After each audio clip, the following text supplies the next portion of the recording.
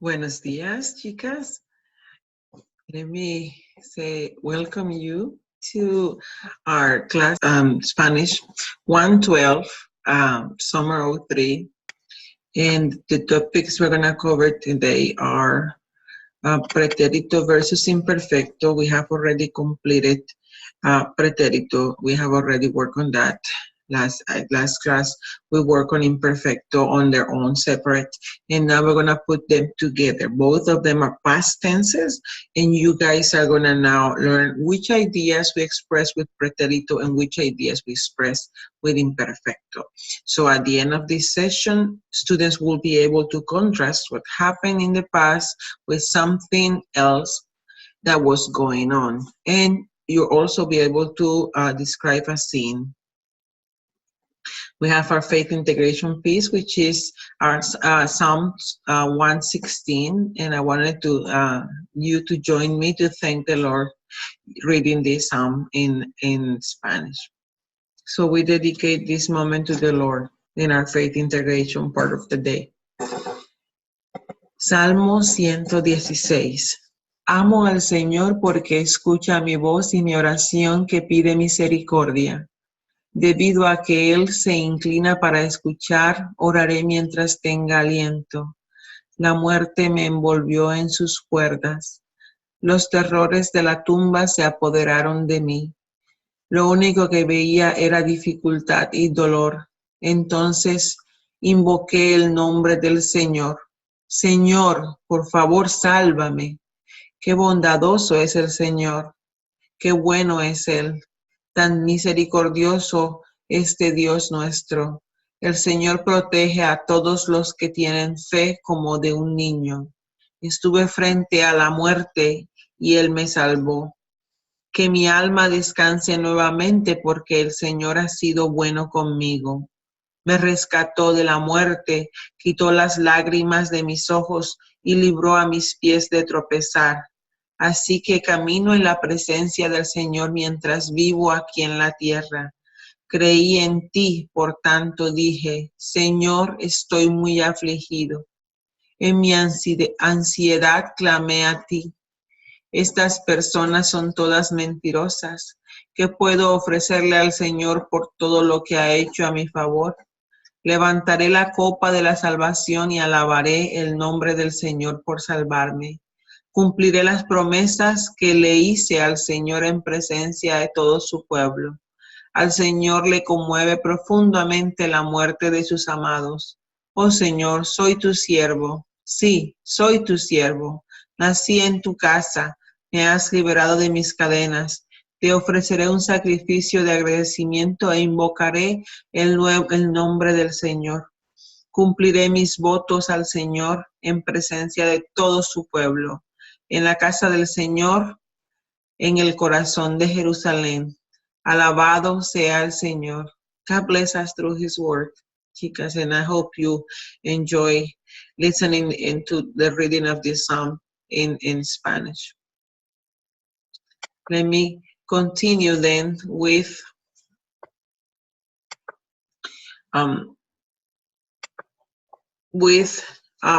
the textbook in which we have these two past tenses, okay? Pretérito and imperfecto, see? So look at what they are saying. This is one lady who's elegant, and then two friends are saying something. ¿Viste las cadenas tan preciosas que llevaba esa chica?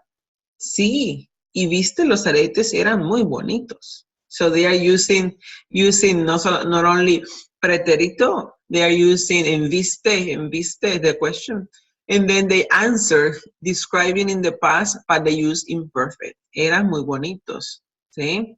Llevaba a esa chica. So pay attention to that, because in Spanish we use some ideas we communicate with imperfect, and some other ideas we communicate with pretérito, okay? And there is one important factor, which is the point of view of the speaker.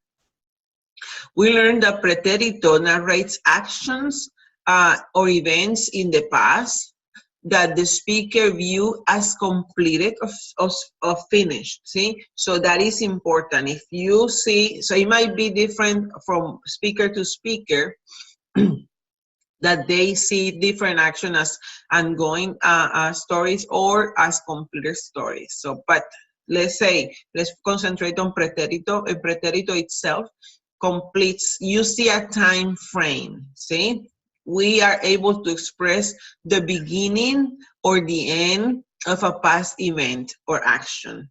If you see the example number 2, el zapatero llegó a las 5, la película terminó a las 8. There is an ending there, and there is a beginning. So, pretérito clear states the beginning and ending of an action.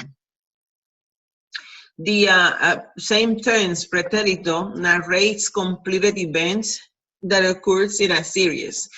Which means is if you have one completed action but you add 2 or 3, then you have a sequence. You have a series of events. That's what we call here a series. So you add up several completed actions into a narration, and then you get a series or a sequence. So look at this example.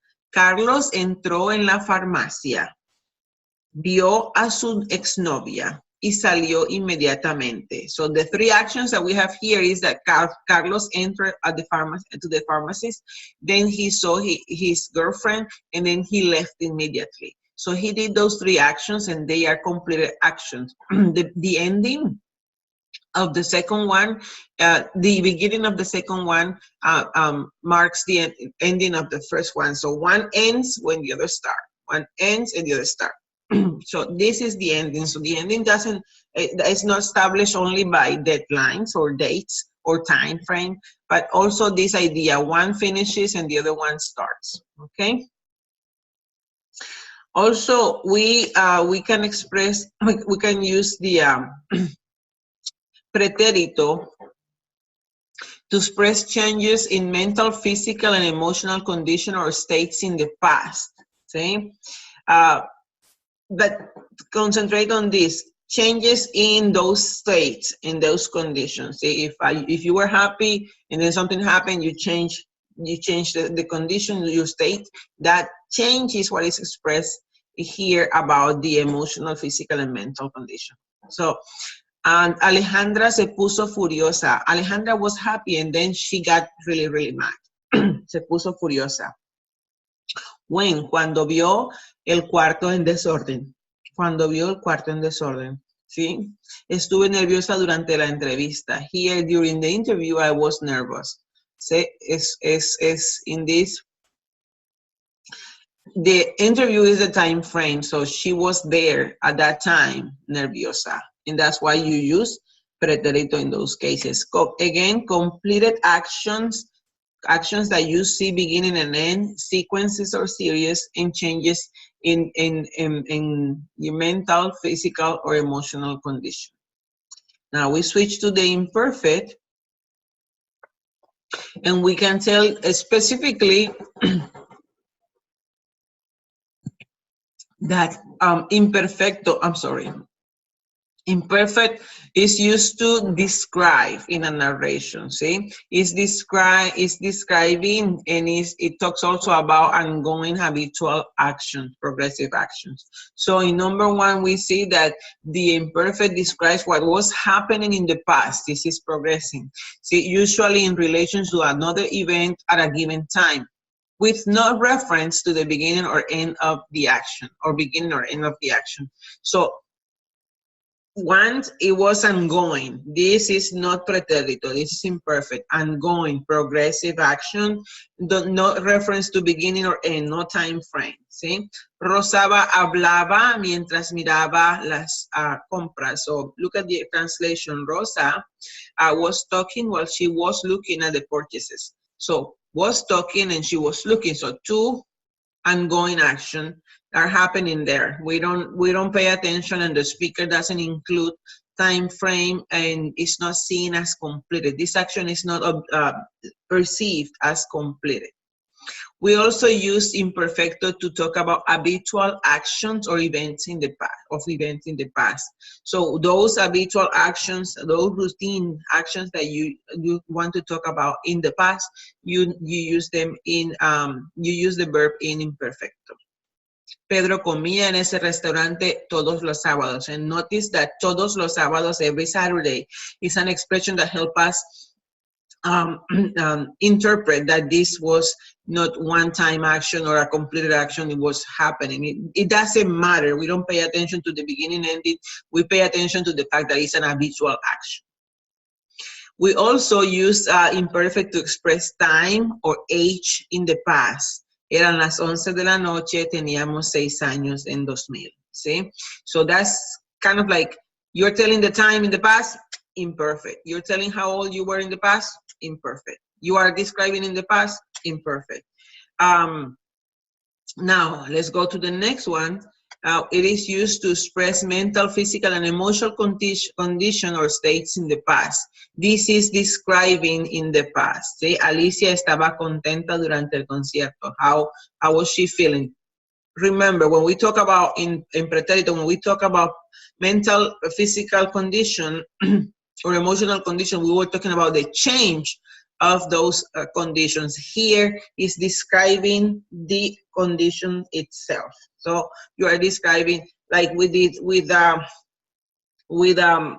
time frame that we don't establish. We say that we felt happy, that we were wearing this, that the weather was like this. That's description of the background.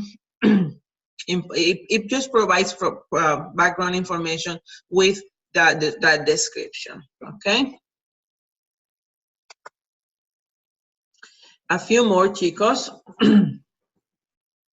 As I was saying that the background is set by imperfect, it helps set the scene. See, you can describe weather, activities in progress, for other actions and events that take place. See, look at this example. Hacía muy mal tiempo y llovía. Yo leía en mi cuarto y esperaba la llamada. This person didn't do anything. It's just giving a background information of the scene. What was this person doing? She was reading. She was waiting for a phone call. And how was the weather at that time? It was bad and it was rainy. See?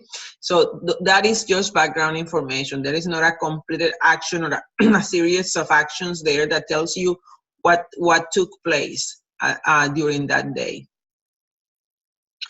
There is one case in which we put pretérito and imperfect together. And this is what happened.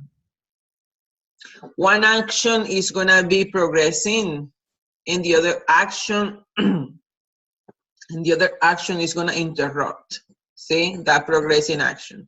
So the progressing action, the ongoing action is going to be in imperfect, and the interrupting action is going to be in pretérito. Like now, if I say I was talking, recording the class when somebody knocked on the door or the phone rang, that interrupting action, the phone ringing, the phone rang, or somebody knocking on the door, is interrupting, is in pretérito and is in the interrupting action. The other one, I was recording, I was talking, that is the ongoing action and is in imperfect. See? And I'm gonna stop there so you guys continue. Let me give you a happy face because I know you're gonna do a great job.